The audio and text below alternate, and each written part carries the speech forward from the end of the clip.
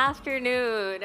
Welcome to the third and final day of the Fast Company Grill. I hope you all have been having a wonderful time. We've got an exciting panel here for you today. We're going to talk about the wild world of women's sports. Now, a couple of days ago, I walked into a bodega and I saw a cereal box with Angel Reese's face on it, and I was just like, the first thought that came to my head was about time. You know, we're seeing an unprecedented popularity and explosion in the recognition of women's sports. And our panelists here are here to fill us in on what's driving this change. My name is Tanya Rahman, and I'm the social media director here at Fast Company. I'm going to have y'all introduce yourselves to the audience. And if you could just share a little bit about your background and what companies you represent. Logan, I'm going to start with you. Hi, everyone. My name is Logan Eggleston. I am a professional volleyball player here in Austin for a new league called League One Volleyball. It's our first inaugural season this year, so it's super exciting. I played volleyball at the University of Texas, so it's really awesome to be back home in America playing in my home city. So that's me. Hi, everyone. I'm Rosie Spalding. I'm the president of League One Volleyball Pro. So we're really excited. We spent the last 4 years building the first youth to pro ecosystem. So we have more than 60 clubs, youth clubs across 23 states. And this year we are in the middle right now of our first inaugural pro season. So we're in 6 cities across the country right now. Woo! Yes, clap. I'm Steph Strack, the founder and CEO of Voice in Sport and the Voice in Sport Foundation. I was a Division I athlete, not quite up to the pro level. And then I was at Nike for 14 years as an executive on the corporate leadership team. I spent some time in fashion as the CEO of Rag & Bone. And then I started my companies 4 years ago. So now I am a founder in the best industry ever, women's sports. Amazing, amazing. And just to set the foundation a little bit, again, we're seeing this, rapid rise in awareness and attention and recognition. And, just this weekend, the National Women's Soccer League signed a deal with Call Her Daddy podcast host Alex Cooper, which is huge. So my question is, what's driving this change and momentum in the last few years? And what took so long? Steph, I'm making eye contact. Yeah, I mean, look, I think right now, women's sports is skyrocketing, and it's because we are more visible more than ever right now. It's why I named my company Viz.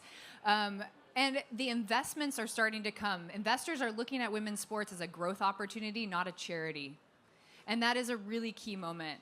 And we've seen a ton of momentum, but right now we still have so much more progress to make. Unfortunately, only 10% of sports sponsorship dollars go to women athletes, 10%. And if you look at the top 100 athletes, highest paid, 0 women in 2024. And still only 15% of the media deals coverage women's sports. So there is just a ton to go. And that is why it's so incredible to have women like Rosie here and Logan to talk about how to build things differently. Yeah, and just to add to that, I think it has been really incredible to see the investment. We at League One Volleyball, we've raised 160 million through our investors, which is atypical in previous years in women's sports. So that's been incredible. And just to have brands like Adidas partnering with us in a multi-year deal, things are changing. And I think for us at Love, we call ourselves Love, League One Volleyball or Love. What's been particularly appealing to all these brands is the fact that we have this youth to pro ecosystem. And yes, brands can partner with the highest level of pro volleyball in the United States and access the sort of 20,000 plus 8 to 18-year-olds that we have through our ecosystem. But as you say, Steph, a long way to go, and excited for us to sort of grow from here. When we first started League One Volleyball, I thought women's sports were on the rise back in 2020. I think now we can all say that they're on fire, and I'm excited for all that's to come.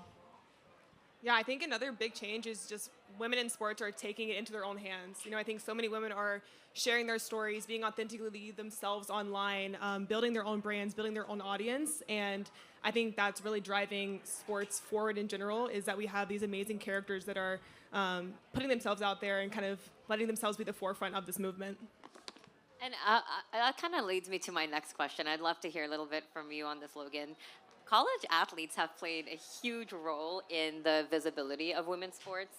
And yet, until recent NIL deals, they couldn't make any money off of it, which is crazy.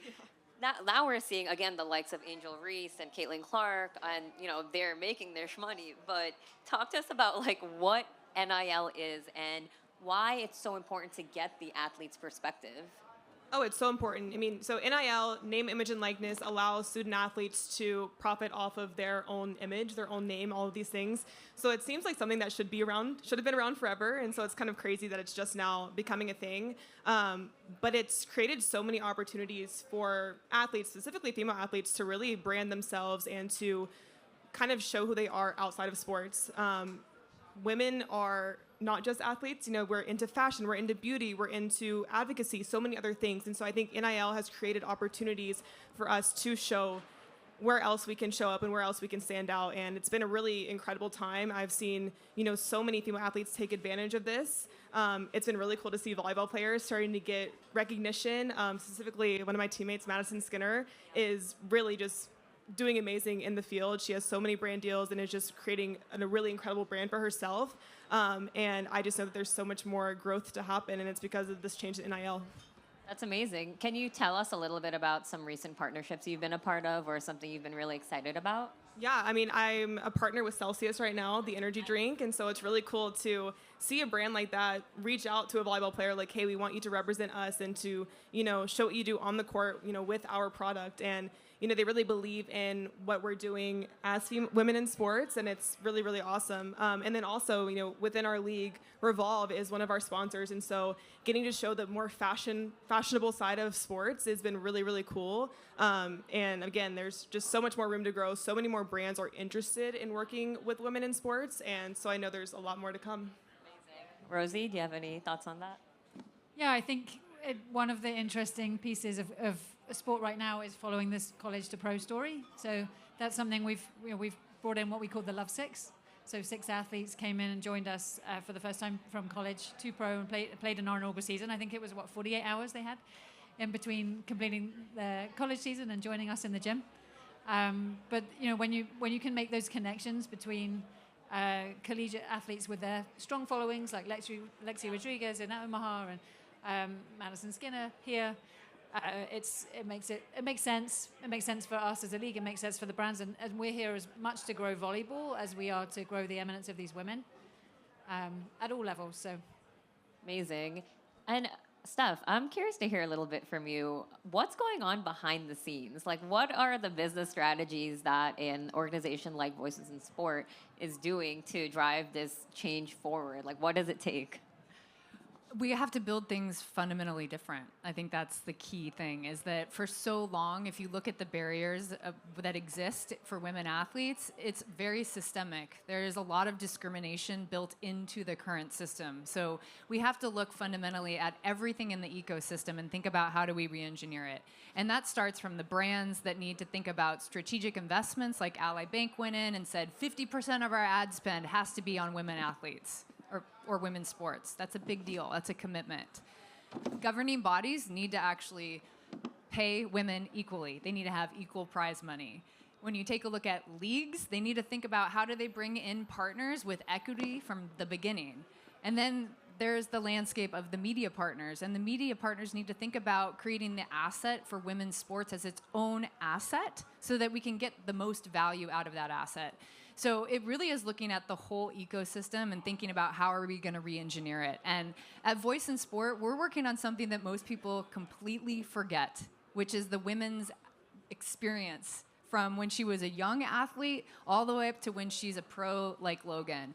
And that experience has been tailored to men for so long. So at Voice in Sport, our platform offers mentorship from professional athletes like Logan to the younger girls. So you can meet one-on-one and have group sessions with your idols to stay in sport.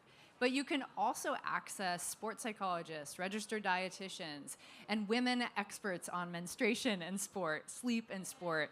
And ultimately, that's going to change the way women experience sport. And that's something that often isn't discussed in the industry. There's a lot of talk about media deals, a lot of talk about really amazing new leagues, but what about the inequitable experience that these women athletes are having throughout their entire journey? And that's what Voice in Sport is focused on. We're focused on changing the experience for women, doing it through tech. Our app launches in a matter of days, so keep an eye out for our Viz app. Amazing. Logan, is that something you can relate to? Yes, I mean, Yeah. just hearing you talk about that like makes me so excited for the next generation of female athletes because that's something that I would have loved to have as a youth athlete, and then through college and now into the pro level. And I think we kind of align because that's what Love is doing as well. We have players all the way at the youth level up to the pro level. We're interacting, we're building a community, we're helping each other grow. It's really cool. We practice at a facility here in Austin right beside club volleyball players. So they get to see us practice and then they practice right after us. So we're really building this community and showing them what's available to them and where they can end up one day. I think for so many years, I was talking about it earlier, I didn't know that professional volleyball was a thing. When I was younger, I was like, I'm going to go to college and then I'm going to get a job, I guess. And now I do have a job in sports playing, which is so incredible. But yeah, it's awesome.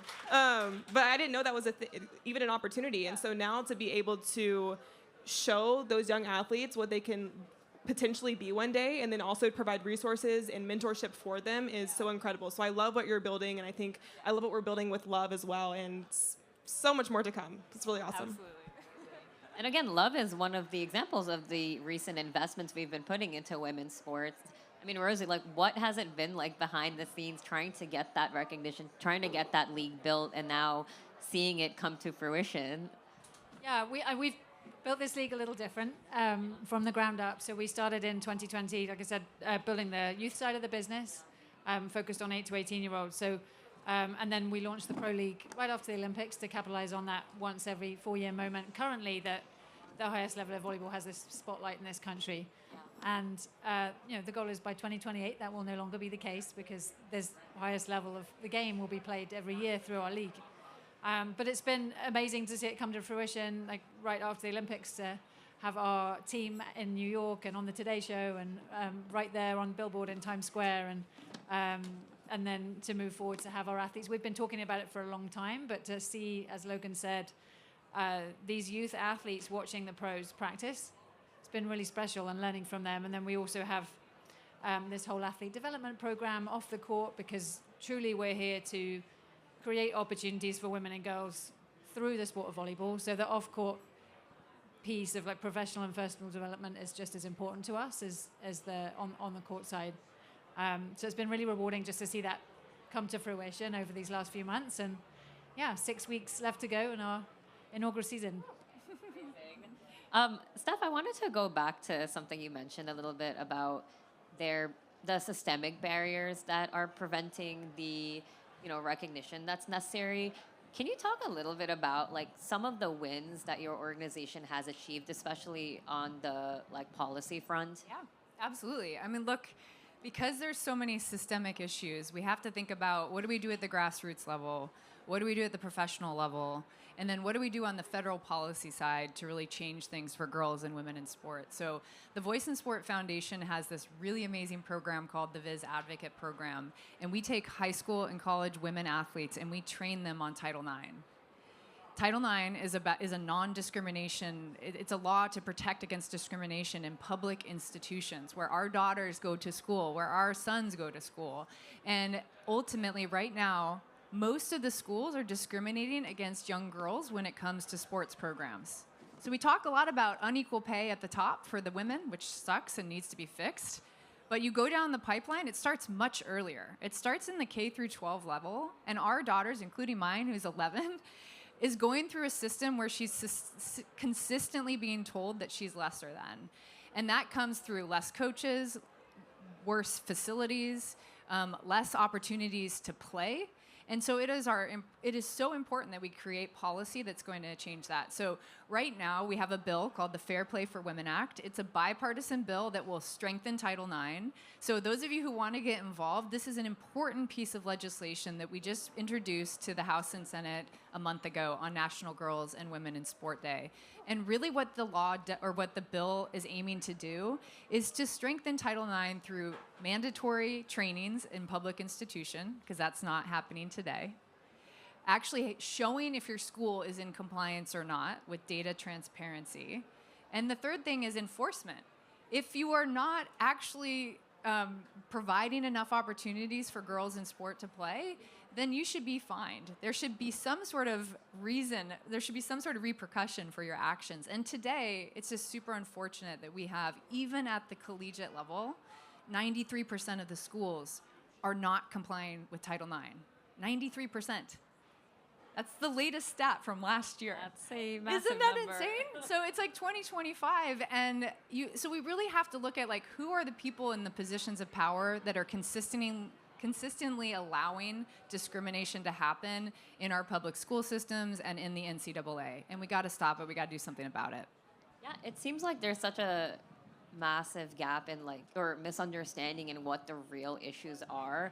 And going back to, policies, we're seeing the recent Protecting Women and Girls in Sport Act, which, is intended to allegedly support Title IX, but ends up being an anti-trans bill.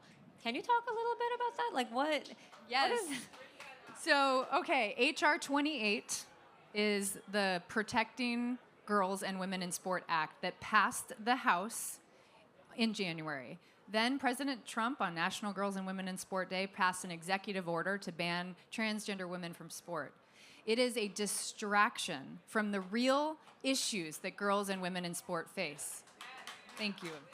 It is an anti-trans piece of legislation.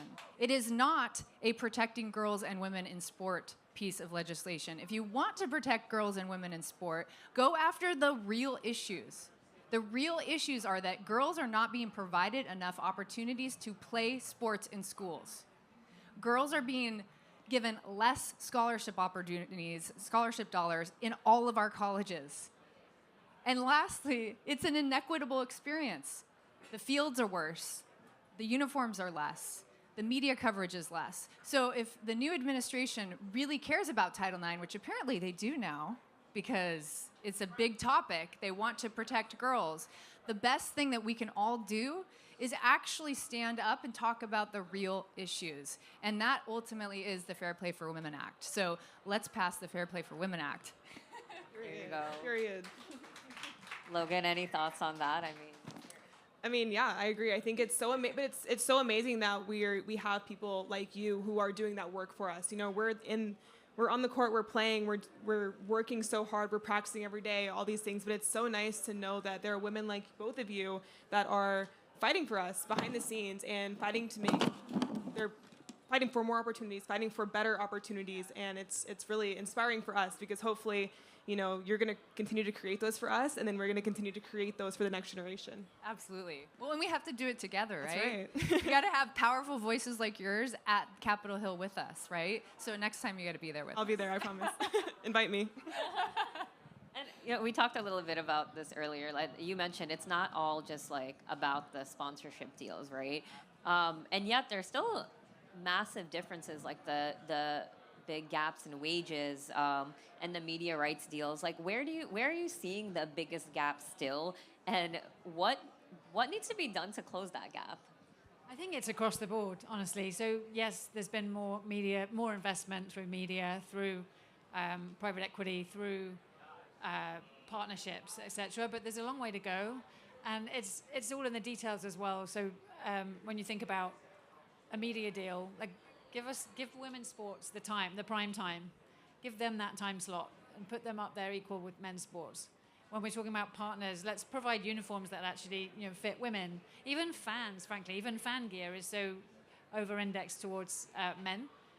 And just the thought and the opportunity there for uniforms, even for media and for partners as well. Stepping up. There's more investment, I think, from partners, from media, and also just from everybody, from the time and resources and talent perspective. It was a big motivating factor for me personally to come into women's sports, having been in men's sports for a long time. Yeah. And we need more people to do that. And what do you think could help move the needle in terms of cultivating those sorts of fan bases who will become your biggest advocates, right? Who will show up to the games, who will, watch the streams? Like, how do you go about doing that? Well, for us, the approach we've taken at Love is this ecosystem approach. So we're starting with the core fan base, which is folks that already know volleyball, and providing them with an opportunity to see what they can be. Like you said, we've got pros training alongside the kids in our club gyms. and more visibility that way, and more visibility to the pathway, and more opportunities to play at all levels of the game. And I guess that's what we're focused on here. I'm sure you've got some things to add. I was just going to say more money. Because at the end of the day, we need more money and more investment across all of those dimensions that we've been talking about, right? The brands really need to continue to step up. You guys have if anybody in here from brands, representing brands? Okay, 50% of your ad spend could go towards women's sports, right? So this could be a way for you to get involved, right? I think if anybody's part of a governing body, demand equal prize money. It still blows my mind that a couple years ago at the World Cup, the women's soccer team, or all of the women's soccer teams, had less than $250 million of prize money. So the governing bodies really need to step up and just they must demand equal pay. And then the experiences, we've talked a lot about this, but there's still a massive gap about what we know about our bodies as women.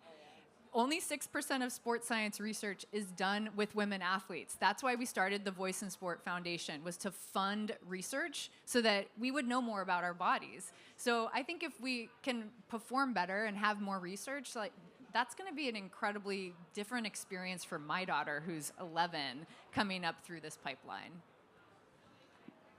So how do we keep this newfound momentum going? What does a successful, sustainable ecosystem look like? Where does it begin? Is it, based on chasing the numbers versus really investing in the overall experience? How do you know where to start and where to focus your energy on? I mean, for Viz, we're focused on the girl, the young girl. It's not just because I have a daughter who's 11, but I cannot believe that after spending 14 years at Nike and 20 years in the sports industry, that I look back at my daughter and her experience is the same experience I had when I was in middle school. And that's just not okay. So we're focused at Voice in Sport on the young woman athlete experience and really fundamentally changing what that looks like for her, how she feels, what resources she has at Voice in Sport, connecting with a mentor like Logan so she's inspired to dream big, regardless of what city she grew up in, like Alaska, like me. She will believe that she can do it. And then access to those experts. We have 100 experts in sports psychology, registered dietitians, and the world's best experts in menstruation, because these young women deserve to understand how to better perform and go through an ecosystem that wasn't really designed for themselves. So we're really focused on the youth, because oftentimes we focus a lot at the top, and it does matter. And women do need to get paid equally. I want Logan to have more brand deals. So there were brands in the audience. The brand deals should be flowing, but they need to be flowing more. I think from my perspective, it does come down to investment on the pro side. So whether that's dollars, media, talent, time, we need people to invest in women's sports. And yes, that's changed and it's changing, but more of that. At all levels, media partners, brand partners, people taking jobs. And I think not just the brands and the media, but I think just individual fans need to buy in. They need to show up for women's sports. They need to learn about the sports, educate themselves on the sports, get to know the athletes, the players that they're getting to watch. I think it's kind of all full circle. It's the youth, it's the brands, it's the fans, it's the athletes continuing to play at a high level. And I think we can all do it if we just work all together. It also always shocks me that we go to these big moments like Women's World Cup and the Olympics, and leading up to the event, the key jersey is sold out of our top players. And it's wait a minute, were we not thinking that there was going to be demand for these amazing women athletes? And you wonder, well, who's making that decision at that company about minimizing the potential of women's sports? And so I think that there's also a huge role in how we just fundamentally shift how we think about the opportunity for women. It's a huge growth market. It's time to invest, but there's time to take bigger strides. I don't want to say bet, because it's not a risk. If you look just at the NWSL as an example, the average team, the value of an average team is up to $104 million. And that's up 57% from last year. So it's not a risky investment. It's a smart investment. And And if you guys were all there sitting with your checkbooks, if I had to put my money somewhere, I'd be putting it in women's sports. So on that note, like what does lasting change, true change look like? In, 5, 10, 15 years, what do you hope to see in the world of women's sports that tells you like, yes, our efforts are working. Yes, this is creating real change. Logan, let's start. Yeah, there's so many things. I think one thing, like you said, is the equal pay across all athletes. Getting women paid more in prize money and salaries and all of those kind of things would be amazing. For personal reasons and just for everybody. But I think some other things, just having female athletes become household names. Right now we're seeing Caitlin Clark, Angel Reese, continuing to see that. And, I would love to see young boys grow up with female athletes as their favorite players. Like so many young girls grow up like LeBron James is my favorite, this person's my favorite. And I would love to see, a young boy say, Logan Eggleston's my favorite player. That would be so cool to see. It would be really cool to see. And that comes with more visibility, like you both mentioned, being in the media, being in those primetime spots. So I think there's so much more room to grow, and there's lots of opportunity that I'm excited about. I think I'm in this perfect time to be a female athlete. It's so cool to be starting a league right now when the momentum is really, really just being driven forward. And I just can't even imagine what's going to be happening the next 5 years. And I think just building on that, for me, it's just equity across many different fields, right? It's equity for women's pay. It's equity for the uniforms that get created for you guys, like that they're actually made for women's bodies. It's equity in terms of media time. It's people, the same number of followers or more even in women's sports on social and showing up and watching matches in person and online. So that's where I think we'll start to turn when some of those changes take place. And it's been very encouraging so far. We've also got a long way to go. So, yeah. I could just add, absolutely for the pros, I hope that there's pay equity and continued sponsorship from brands. I keep looking at you because I know you're from a brand. Amazing. Deal done. I'm just kidding. That's what we do at Fast Company. We make fast decisions. That's right. Make deals happen. So yeah, I would like to see continued investment from brands, but think strategically about those investments. Don't do one-off investments because we can feel that.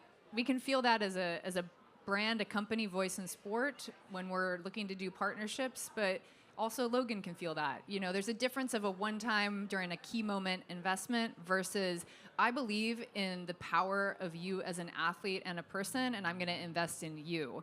And that looks very different, and we can feel it. Like, I can feel it as the founder of a women's sports company, and Logan can feel it. So that's one. And I think the second is the youth. Girls are dropping out of sport at twice the rate of boys at age 14. That's not okay. That's why my company exists. We are partnering with the world's best leagues. We will be announcing our second-year partnership with the WNBA in a couple weeks. Woo! Yes. A big shout out to Coley and Kathy for the women leading the WNBA who are taking on partnerships like Voice in Sport where we can accelerate the impact of healthcare, wellness, and mentoring to girls globally. And those women are making the decision to not just invest in the women on the court, but to also invest in the future generations by partnering with Voice in Sport. So I hope that we become that platform and that connection between the pro athletes and the young girls across all of the sports leagues. Love volleyball, hope to be there next with them. But that's a really missing piece, and I hope a future is like one in which everyone is thriving across that journey from when you're really young to a girl like me from Alaska who doesn't drop out of sport because she doesn't see another woman athlete ski racer, all the way to where you get to be at Logan's spot where you don't want to be working a second or third job to be on the court. So those are the biggest things, and we have to tackle them from all aspects.